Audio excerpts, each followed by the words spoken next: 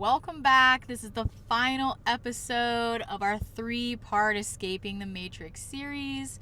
You're probably here from watching part 1 or part 2. If you haven't, we highly suggest you go check those out. You don't want to miss the content in there. And if you're new here, my name is Jessie. I'm B. And welcome. We're going to jump right into part 3.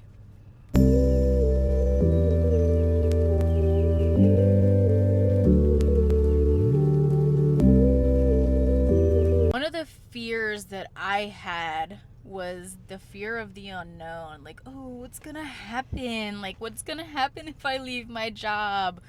Like, how am I gonna pay for things? What's gonna, you know, like, I don't really fully know my purpose right now. Like, oh, I don't know. And, like, I'm so glad that I didn't lean into that fear of the unknown and just, like, went towards it. Just walk towards the fear. Like, you know what? I trust in myself and I got me. At the end of the day, like, I know everything is working out in my favor all the time. The universe is always working for you, not against you. And if you're being called, if you have that undeniable knowing inside, follow it, trust it, know that it's for your greatest and highest good. Yeah, it's not happening to you, it's happening for you.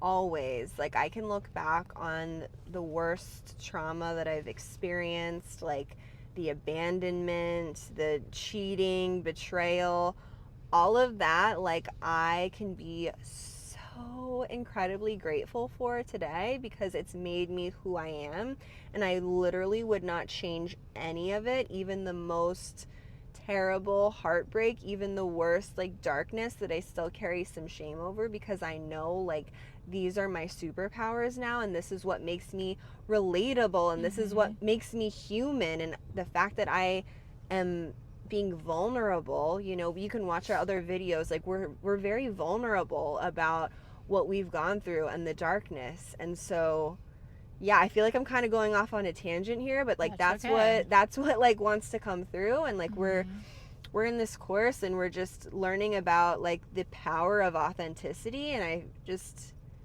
you know, we met with our friend yesterday who, like, you know, was looking at, we have a school membership as well, so we have this awesome community of women, queer and allied women, you know, who just like want to regulate their nervous systems, and they want to like break free from toxic relationships. They want to do breath work. They want to connect with other like-hearted women. And so she was like looking at our school community, and she was just like, I just get authenticity from this.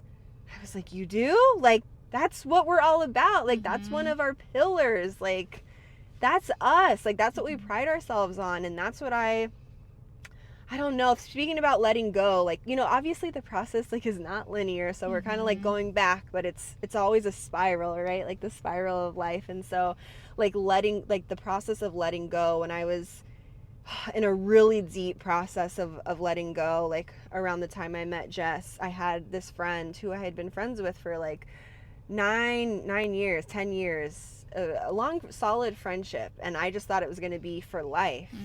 And when I started to be more authentic and to come into more of like my full soul's expression and shining really bright, and like not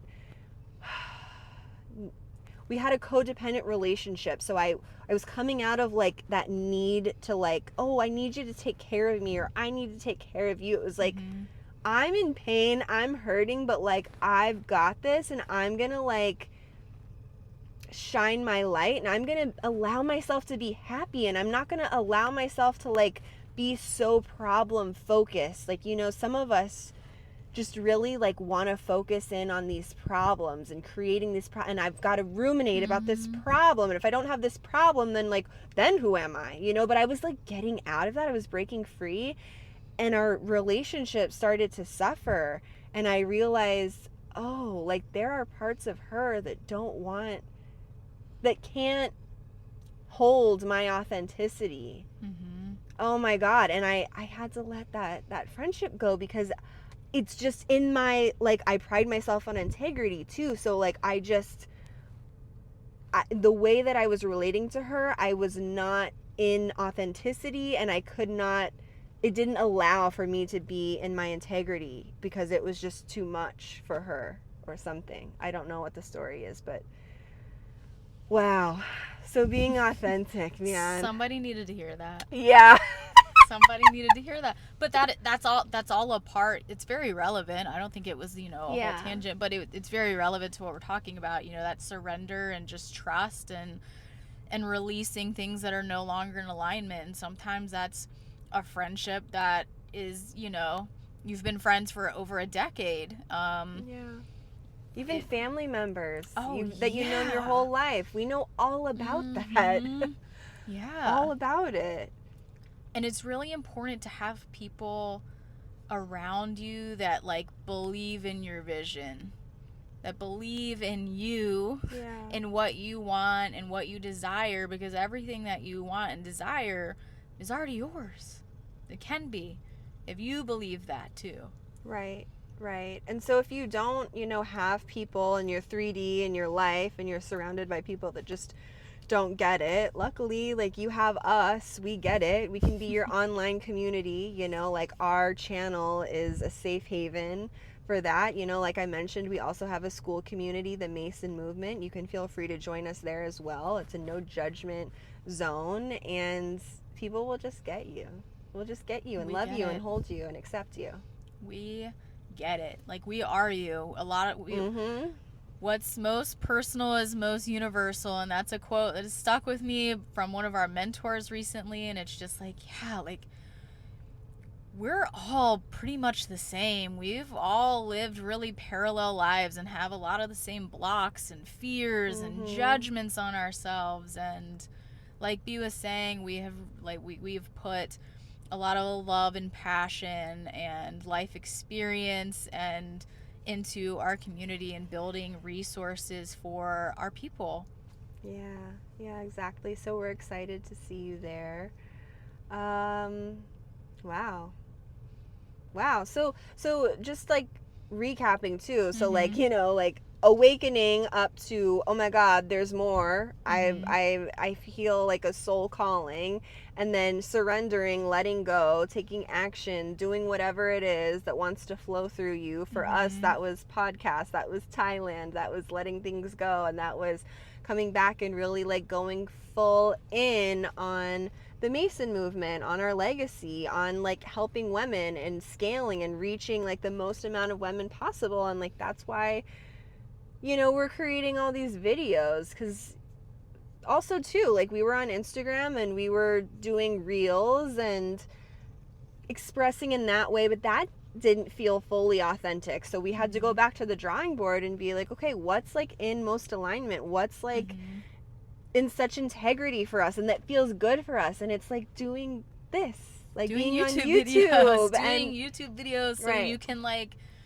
see our personality more. You can't capture that, I feel, in a 30 to 60 second clip on hard. Instagram. It's really difficult to capture who we are as individuals and as a couple, right?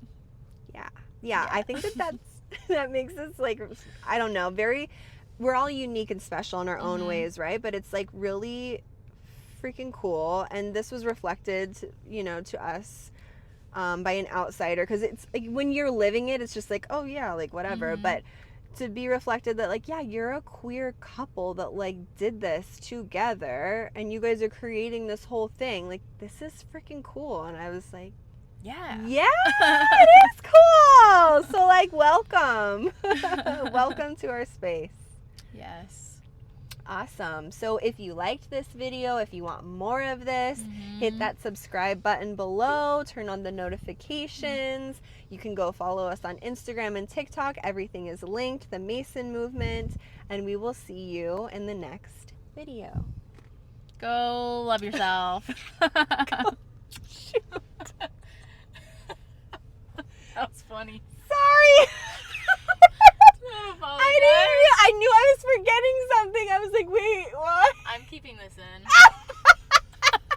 Go love She yourself. thinks that I'm gonna edit this out. I'm not. Whatever.